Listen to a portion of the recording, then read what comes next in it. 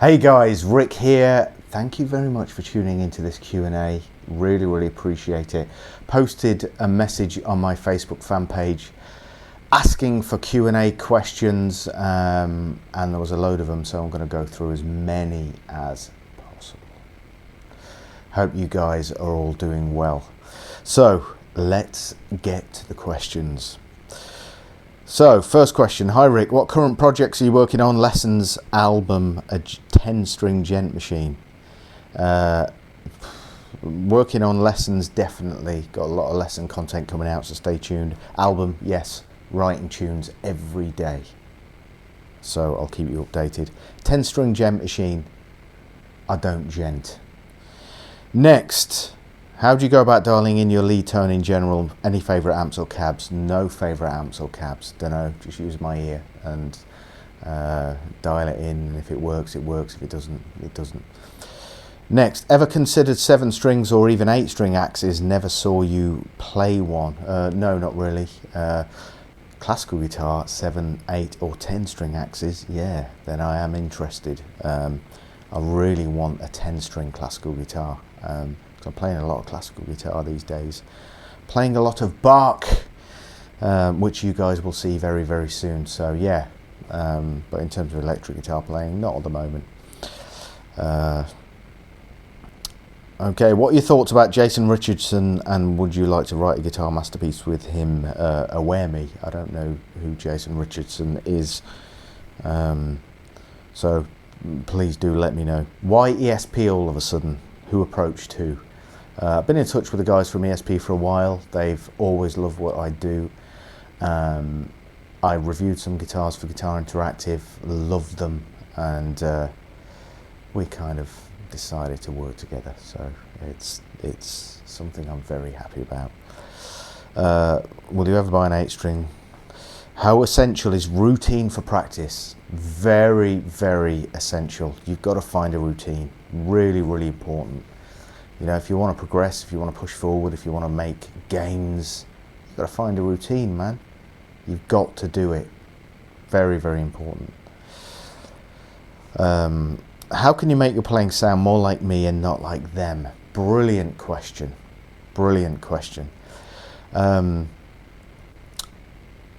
Very difficult to answer. The way that I see it is that you can skim the surface. You know, if you imagine the ocean, you can skim the surface and continually skim the surface by playing other people's stuff, by learning stuff from other people. Don't get me wrong, it's really important to do that. You can continually skim the surface for the rest of your playing life in that direction, or you can have musical depth and go in that direction, you know, and really discover what's under the water. So that's really important to me. You know, it's important that I have a voice on the instrument. I don't want to sound like everybody else, and hopefully all you guys out there that are watching don't want to sound like anybody else either. You want to sound like you. So you've got to find musical depth. You've got to go in places that you don't really necessarily want to go. In terms of your practice routine is what I'm talking about here. So, you know, practicing other people's stuff and copying other people's stuff, god damn, it's easy. It's easy to do that. It really is. So, you know, forget about that for a while. You know, do that for a bit, but concentrate on creating musical depth. That's what I've done. Hopefully it works, I don't know. Do you have any workshops in the pipeline? Yeah, hopefully. Got some stuff with ESP coming up soon, so I'll keep you posted. What's the one dream guitar you still don't own? Don't have a dream guitar. I really don't. Guitars to me, I played some guitars that are like 200 quid's worth that I've really liked, and, you know, 5,000 quid's worth that I've really liked. Also 5,000 quid's worth that sounded to me not very good, and vice versa. So I don't have a dream guitar, just one that allows me to speak my voice. If you could join any band, who would you join? No idea, man. No idea. Guys that I get on with, and guys that I could be creative with. you know. That's my ideal band. Please give us a training update. I'm sure a lot of us are particularly interested in your max lifts. I'm not, funnily enough. So, do you like Chon? Never heard of their stuff, so I can't tell you. What's your favourite tea? Green tea. How do you practice with metronome? Where you stick it on, let it go click, click, click, and practice. Never really practiced with a metronome. I think they're useful, you know. Do whatever you can with it. I don't use them. What is the most essential part of your practice routine for overall development? None. There is no mother of all techniques for you know, developing practice. It's all about having a nice wide balance of everything.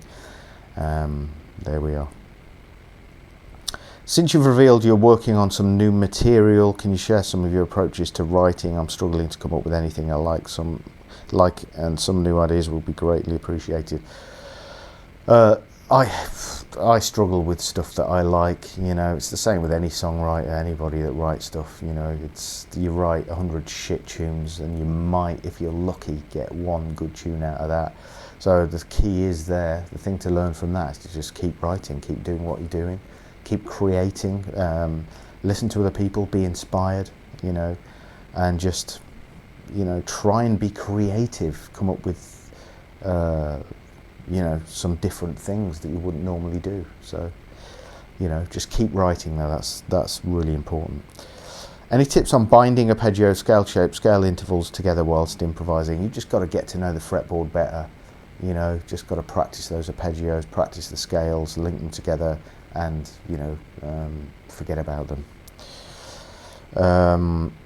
How do you perceive the neck when you're improvising? Do you mainly focus on the name of the note, scale shapes? I don't know, just try and turn off and, you know, let it happen. That's the way I usually do it. What's your opinion on more avant-garde contemporary classical guitar repertoire featuring serialistic composition and dissonance?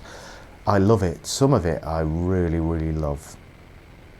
But I have to say I really love Baroque music for classical guitar at the moment, so I'm listening to a lot of Baroque. I've always been a Bach fanboy, but I'm listening to all sorts of stuff, new transcriptions of Baroque music.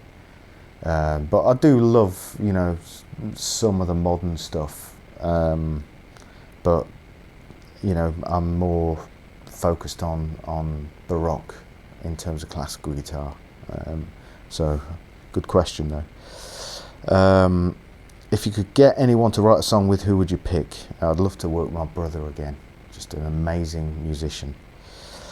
What was the thought process behind choosing EMGs for your ESP guitars? These 57s and 66s, I demoed them for, done a review for Guitar Interactive, loved them. They felt like passives to me, and I am, to be honest with you, I love passive pickups. But those were really, really responsive, and I really, really liked the feel of them. So I ended up slamming them in my ESP HRF, and they worked really, really well. Any tips on leaving the minor pentatonic shape behind? Yes, don't. Do you believe everyone has the potential to become as technically and musically adept as you are now? When I see great players such as yourself, I wonder how much is natural talent, and has your weight loss improved your playing? Weight loss, not directly, aside from being able to get my guitar closer and not feel uncomfortable playing. But yeah, mentally, yeah, absolutely. It's difficult for me to answer that one because I don't see myself as being technically adept, more technically adept than somebody else, but you know, you just got to do what you do, just keep pushing. How did you go about practicing keeping your fretting fingers so close to the fretboard? I mean, it looks like you make no effort at all with the left hand. Tips on how to do that, please help, thank you. Try not to focus on keeping your fingers too close to the fretboard. You know, it's important not to focus too much on that. Just do what you do. Try and minimize tension. That's the most important thing. You know, try not to focus on whether this finger's flailing around or whatever. If it's affecting your playing, yes, you know, then you've got to address it. But Otherwise, try not to focus on that. Try and concentrate on just your playing in general, you know, because just because somebody says it looks awkward or anything else doesn't affect how you feel about music and how, you know, you interpret that and your voice on the instrument. So, you know, don't get too tied up in that. You know, do what you do, and if it affects your playing negatively, yeah, address it, but if not, forget about it. Hello Rick, I'd like to ask you how you organise your guitar studies. You usually study a lot of techniques at once, or you prefer to study them separately, and when studying harmony, what's the most effective way? I don't organise anything. I just pick up the guitar when I feel like it. I used to organise things. I used to have a practice routine that worked for a while. For a long time it works, but I don't do that now. I just don't have the time to do it now, so I just pick it up and grab it and play the licks that I want to play. And it's amazing. Feels fucking fantastic to do that. So no practice routine, so sorry man. Do you give private lessons? No, not at the moment. How much can you bench? Who cares? What's the major difference between ESP and Ibanez that made you change to ESP? I've already answered that question. Is your theory knowledge from having lessons or self-taught? I'm happy with how I practice, learn, but I feel now to need theory to understand why and what to play, and can't seem to find a good starting point. Yeah, I did it on my own. I went out and got books from the library and, you know, just sat reading every night. In fact, everything I did when I went to the toilet, I just sat there with a book. You know, whatever I did, if I was on a bus, I'd have a book there. I'd read. You know, and after a while, I didn't understand it at first. I was just like, what the hell's this? It's not computing, you know. But I just read it over and over and over and over again before I knew where I was. I was like, yeah, makes sense. So that's what I suggest you do. Just keep reading, keep learning, keep taking all these things on board, and it will make sense. Long question. Did you make a conscious decision to develop your own style and sound, or did it happen organically? I understand what you're saying there. No conscious decision at all. Just happened. I just tried to feel everything that I was doing. You know, it goes back to what I was saying about musical depth. You know, you can skim along the surface, or you can just go that direction. That's what I did. You know, and hopefully now, you know, you guys will be able to recognise my playing from hopefully just one note. You know, and I feel that is the case. So, you know, that's the most important thing. Develop your own identity. So, okay, how do you put songs together? Like, how do you put the riffs and solos and melody all in one song? You just be creative. Just do your thing, man. Just do your thing. What was the first album you ever bought that made you want to play Satriani, Flying in a Blue Dream? No question. Your picking technique seems effortless and effective. Could you give some tips and advice, practice methods for developing this? More details and tips, the better. Well, I'm struggling with time. But you just got to practice. You just got to approach it in as many different ways as possible. Try as many different picking you know, sequences as possible. Look at your picking. Keep your eyes peeled on what's happening with your right hand. You know, try and train that right hand to make the minimum movement possible, but still retaining that dynamic control, because dynamic control is really, really important. You know, in my experience, a lot of guys don't really understand why dynamic control is important. So that's a big part of how I practice these days when I find time. Good question, Dave Harris. Good question. Do you think YouTube is producing a generation of new young guitarists who are technically amazing but totally identityless? Is too much information about technique a bad thing? Really good question here. I see a lot of guys that are technically really good, but they don't have that musical depth that I was talking about before. But, you know, we're talking about YouTube here. We're talking about a two-dimensional form of media. You know, it's very, very difficult to gauge how somebody is over a video and YouTube. You know, I've seen guys on video that seem flat, but seeing them live, and goddamn, they blow your socks off. So, you know, you just cannot take YouTube as the be-all and end-all of the way things work, you know. And I'm a great believer in the things that matter will continue on. So, you know, fads and fashions, they disappear very quickly, but something that is really worthwhile will continue, you know. So YouTube is just one way of doing things, and you know, in 10, 20, 30, 40 years all that will change and something else will come along, but the music and everything else, everything that's important will stay the same. So, you know, don't try and judge people too much on YouTube videos, is what I would say.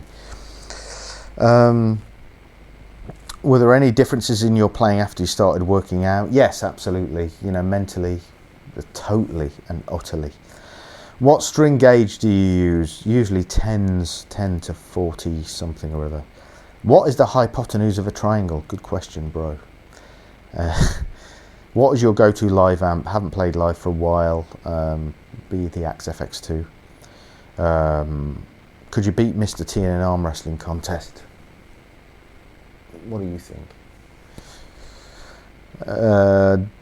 Do you have much of an influence from the likes of Tony McAlpine, Vinnie Moore and similar guitarists who are considered virtuosos in their own right? Tony McAlpine never really got into his playing. I used to watch Vinnie Moore's intro to the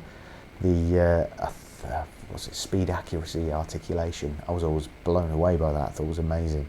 But never really sat down and practiced any of his licks, just watched the videos because I thought it was just clean, so clean. So Vinny, badass.